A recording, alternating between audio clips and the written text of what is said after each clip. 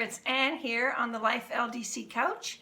It is October the 27th, I believe, and I seem to have missed September somewhere, so this is going to be a September-October update, and we'll talk about projects I've finished, and also just an update on a couple of things that happened in September. It's a big grab bag of things today. I'm going to be jumping around, so grab a cup of tea. Today I have organic peppermint in my puffin mug, and let's settle down for a little knitting chat, shall we? I'm trying to entice my my new couch buddy, Blackie. He always liked to stay in the background before and let Daisy be the couch star, but I'm trying to encourage him to come and join me, and if he stays, fine. If he doesn't, fine. Obviously he's not going to stay. But I'm always from now on going to put a little clip of Lackey at the end, because I think he needs his little time in the Life LDC spotlight, since he is the Life Lackey Daisy Kaylee, so he's the Lackey part. Okay, so we'll see about if he shows up again later.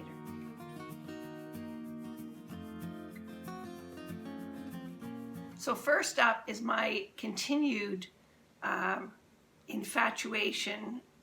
new infatuation with socks. I'm having a hard time putting my socks down. So I've actually finished in the last, I don't know how many weeks since my last podcast, 2 pairs of socks. I think I showed you these ones. These were done in that German yarn that had the little insert in the middle. I didn't use that insert. I'm going to save that little insert of yarn for darning of these. Originally they were going to be mine because I love these colors, but somehow I didn't, because I've never used this yarn before. It actually stretched quite a bit when it was washed, and they turned out after they were dry to be just a little bit too long on me. So guess who took charge of these? I'll put a little picture in here. These are not my legs and feet. These are the hubby's. He took these and they now reside in his sock drawer. Note to self, make sure you make your socks a little bit shorter than you think, because they are going to grow when they're washed. Please excuse me, I've had, and that's one of the reasons why I haven't podcast, I got one of those early season colds. I'm hoping that means that the cold season's going to be over for me. It's hanging in there. It's been 3 weeks now, and it keeps it just is stuck right here, so it affects my speech and my breathing. So I'm sorry about that if I end up coughing. Okay, so I'm going to have a cup of. That's why I'm having peppermint tea, because it's supposed to be medicinal, and hopefully it makes my voice last for this whole podcast. So my second pair of socks, yes, 2 pairs of socks, came from, I'm sort of stash diving in. I'm trying to use up stash as well as new yarn, so I was stash diving. I found 2 things in Stash to Knit. The first one was an old kit from my Rowan subscriber package, and it came with this booklet, Rowan How to Knit Simple Socks, along with 2 balls of Rowan Cash Off DK. That might tell you how long I've had this. And I just love the look of these. They're not, excuse me, they're not really, heavy wear socks. They're more for like when you're sitting around in the evening and you're watching TV and your feet are a little cold, you're already in your jammies, and you just want to keep your feet warm. So I knit them up, and I have to say I sort of love these. They're soft, they're thick, they're DK weight. They're not the kind of thing you're going to stick under your boot because it's cashmerino soft, cash off DK. I'll put below here what the contents of this yarn is. Took 2 balls. I've got a little bit left. I could have made them longer, but I did them exactly like the pattern because I like the idea of them just being little shorty socks. And I think in the middle of the winter when you first go to bed and the bed's cold, I can slip these on and then just sort of slip them off when I get warm. So there you go. 2 pairs of socks. Oh my God, I think I'm addicted. Don't you? So, and continuing on with socks, while I was downstairs and stash diving, I found yet another pair of socks that had been started and hadn't been finished. And these are also in a thicker weight. So I'm thinking I'm going to finish these off, and they'll be maybe for under boots in the winter, whatever. Opal 6-ply yarn. A little bit heavier than what I would pick these days. But anyway, these are my next pair of socks. I think hubby has told me he doesn't really want thicker socks, so I'll make these up for myself for underneath my snow boots for this winter. So that's my next sock adventure. On my next update, I'm going to have a little bit of a surprise. So I can't tell you about it, but it's a way to get ahead of the sock game. It's a little bit of a cheat, but I am quite excited about it. So just updates on a couple of things I talked about in previous video blogs. Remember all the lavender that I collected and I took the little pods off and I was drying them? I originally thought I was going to make lavender sachets, but lo and behold, I found that I had a couple of lavender sachets that I actually don't use. So what I ended up doing is I've left it in a bowl here in the dining room near the window. And what I find is when the sun comes up in that window in the morning, it heats the lavender and it's a really nice smell. And there's just something about just a hint of lavender. It's not too overpowering. So I've left that bowl up there in the dining room, and that's where that's going to stay. The other thing I wanted to update you on was the, you'll remember this. This was the project from the Marie Wallin. Excuse me.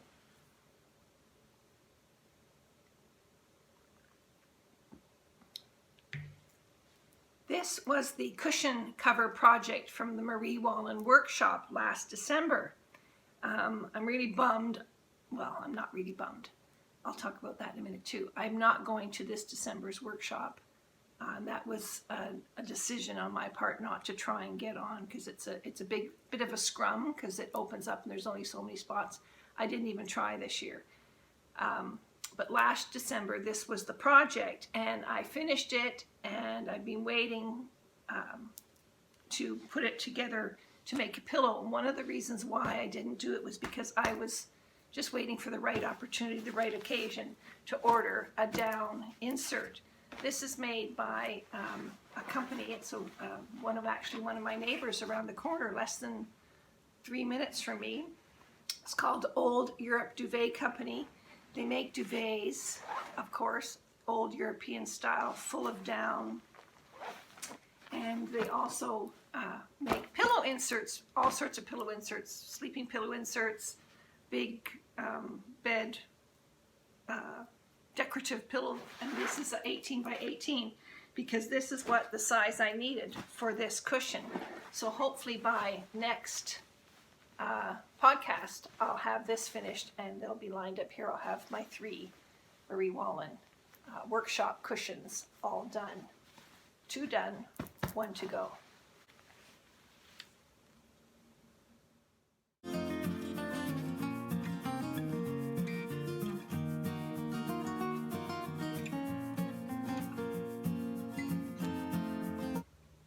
So one of the things it's all tied into this whole thing about not going to the Marie Wallin thing and what I did in September and what I didn't do in October. Anyway, September was the Kitchener-Waterloo Knitters Fair. It's been going on for 25 years, a big knitters show up in Kitchener held in the auditorium. And I went this year. I didn't take a lot of video. I didn't intend to buy too much, and I didn't buy too much. I did buy a couple little things, but nothing serious. And I took only a couple of little pieces of video that I'll probably stick in here, just because I was surprised at how the booths have changed. I haven't been for a few years, and the decor, like the you know, those pop-up tents. Well, those frames were in a lot of booths, sort of to define the space, and hanging up with yarn hanging on it and lights hanging on it and all sorts of things. From the days when I used to do the shows, when I sold my yarn, I only did the Kitchener-Waterloo and the Downtown Day Collective Frolic in the spring. I only did the 2 shows. I would go basically use the tables that they gave me with my booth, lay everything out, and that's how I sold. I didn't take too much to make it fancy. Well, boy, they are really going to town now, and it's quite an investment of time and effort on the vendors, and I think it's a good thing. It makes it more of a party, I think. But when it's only a one-day show, like the Kitchener-Waterloo Fair, and the Frolic is only a one-day venue also, it must be pretty hard for those guys. So it makes you want to buy from them, I have to say. But the big event here, everywhere, seems to be Rhinebeck, of course, the New York Sheep and Wool Festival. And you know, Instagram's full of it, and Facebook's full of it. I'm going to Rhinebeck. Are you going to Rhinebeck? I'll see you in Rhinebeck. All the really popular in designers are going to be there wearing their sweaters, and they want everybody to show up and meet on the hill and with all their sweaters on, right? And of course, because I'm not into hand-dyed yarn, and I'm not really into these new designers, I'm not, you know, I've been there once. I thought it was a lovely weekend. I'm very intrigued. I'm like just totally amazed at people that fly from the other side of the ocean to come to Rhinebeck, and I just think of all that yarn money. It just, you know, I can't say anything because I also go that direction and attend things like the Marie Wellen retreats. And so it made me think about, you know, our fear of this FOMO, fear of missing out, and everybody wants to go to these things, and it's almost like you're beating yourself up because you aren't going. And really, the vast majority of people aren't going to these things. It's just that the ones who are sort of in your face with their podcasts, like me, are going. And so it's like, oh, you know, aren't you going to Rhinebeck? Oh, yeah, well, you should be going to Rhinebeck. Anyway, here in Canada, we have a little mini Rhinebeck, and it's held in Woodstock, and it's called the Wool Fest. I have to admit, I didn't go. I still wasn't feeling that great. I didn't want to go. I don't want to infect anybody, so I decided not to go. But for Canadians, we have all sorts of events that are popping up all over now. Knit City is coming to Montreal next year. There's Knit East. There's the Twist events. Like, there is some really good stuff happening in Canada, so you've got to keep your ear to the ground, and anytime I hear of something, I will mention it for the Canadians. For those of you who are in Europe, the same thing. I notice all sorts of events happening in the Nordic countries, and of course the UK is full of knitting events. And I think, you know, you don't have to feel bad because you're not going to the one that's the big thing. Like, you know, in UK it's Edinburgh Yarn Festival. Well, Edinburgh Yarn Festival isn't happening next year, but there's all sorts of new little maybe smaller venues, not so popular, like the Loch Ness, the Ness one. And anyway, there's all sorts of them out there. Don't feel bad because you're missing out on what is perceived to be like the big event of the season. Be comfortable and enjoy what you have. That's my motto. That's my advice. I have a fun time watching all the video reports from Rhinebeck but really I am watching to see how many Marie Wallen sweaters I see, and I've watched about maybe 5 videos. I set them on 1.5 speed so they go by a little bit faster. I've seen 1 Yell and 1 Fair Isle Club for Magnolia. Not too many Marie Wallen sweaters there, but that's what when I'm watching those things, that's what I'm looking for.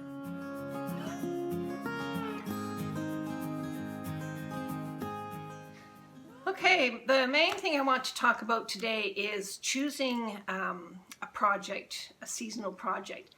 I'm not the fastest knitter. I am retired and I have lots of time to knit, but I don't crank out the projects like some of these people I see on podcasts and that. It takes me a while to finish a project.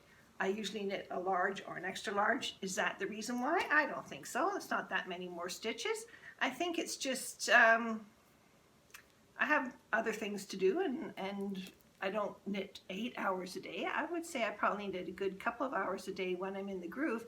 But this past week, since I finished that last sock, I haven't done anything. So maybe that's why. But anyway, one of the things that I tried to, had to figure out was what my main Rowan project was going to be for autumn-winter 1920.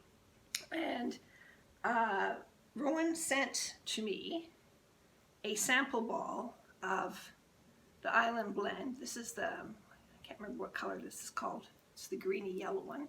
It's absolutely gorgeous color. And I also, of course, had with my Rowan subscription the Focus magazine with designs for Island Blend.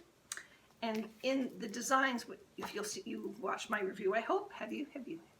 If you haven't, check it out. Anyway, a lot of times they use Island Blend matched up with Kid Silk Haze. So down into the stash to find this bright yellowy green Kid Silk Haze. And the first thing I do when I have a new yarn, I start playing with it. So I did some swatches. And this is for one of the designs in the Focus book called Breeze. It's, I don't know, is this brioche? It's knit in the stitch below. I don't know if that's brioche or just a different stitch. It's knit with Island Blend and the Kid Silk Haze.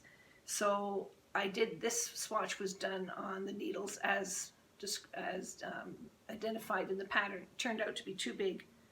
So I did it on a smaller needle. Perfect setup for the perfect gauge. Loved it. Then I tried it just on its own without the Kid Silk Haze. Loved that too.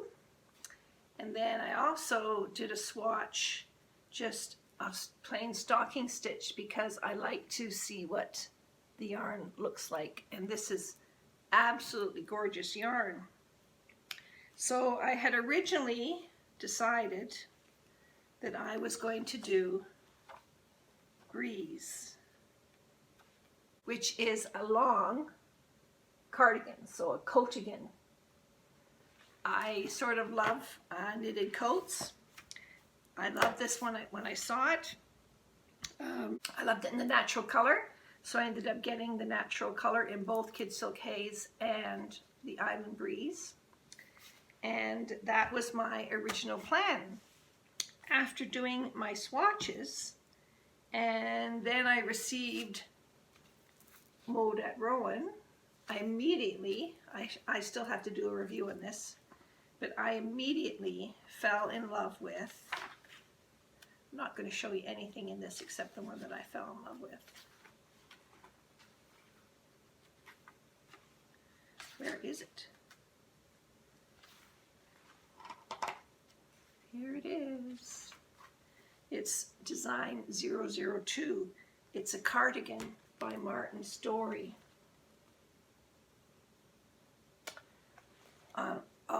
Honestly, I fell in love with this. And it is designed to use Kid Classic, which is a worsted weight yarn. And then I started thinking, well, geez, the Island Breeze and the Kid Silk Haze together makes a worsted wait. So I did some more swatching.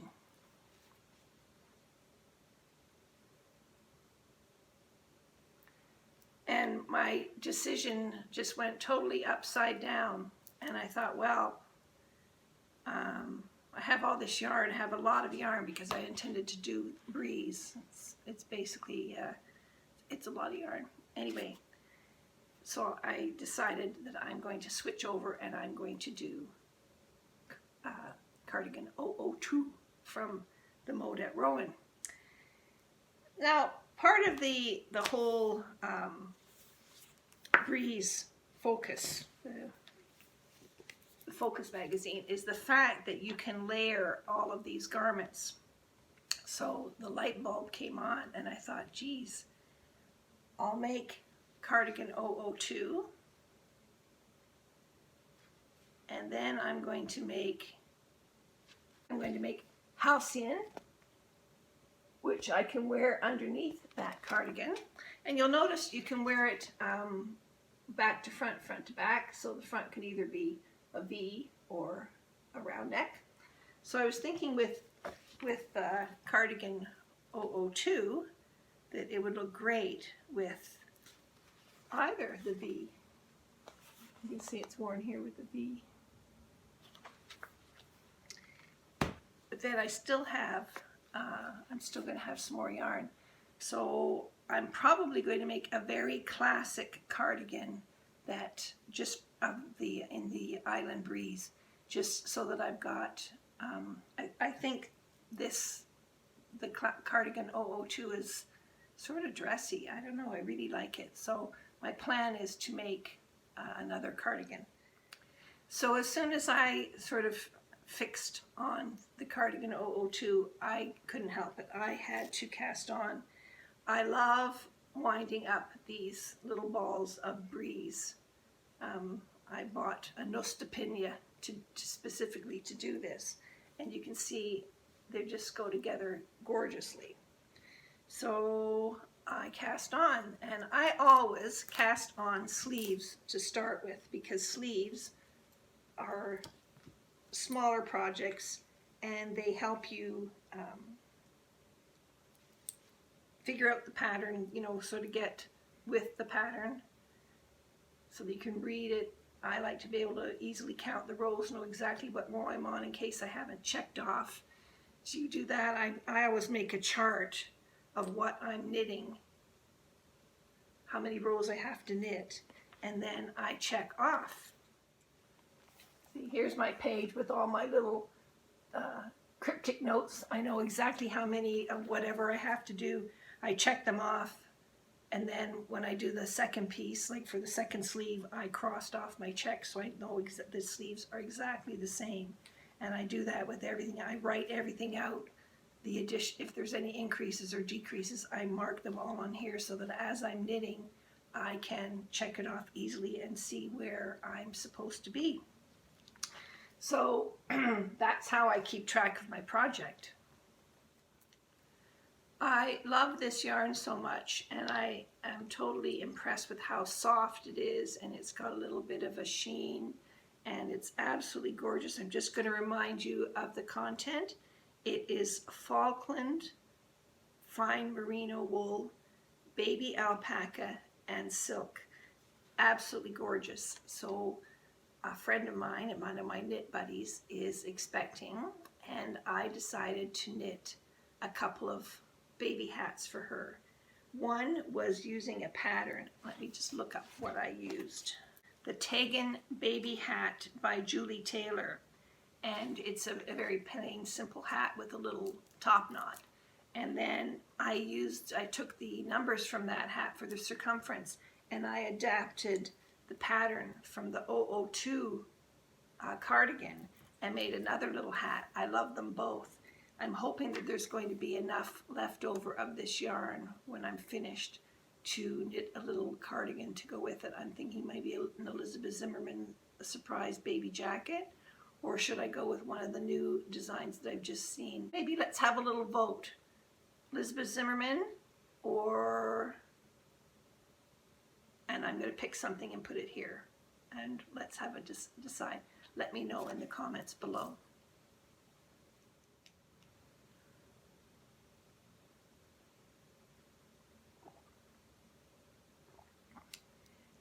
Something that I have just noticed that I wasn't really cognizant of before was this whole Advent calendar collection of yarns. So dyers put out little mini skeins for Advent, and I guess you open up one each day. Sometimes it's a 12 skein thing, and sometimes it's a 24 one leading right up to Christmas Day on the 25th. So I'm looking at doing that. I'm not going to share with you yet the Advent that I did buy, because I did buy one. Got the hubby to order it for me. It's an early Christmas present to keep me interested during the month of December. We don't do a lot for Christmas, so it's not a big thing.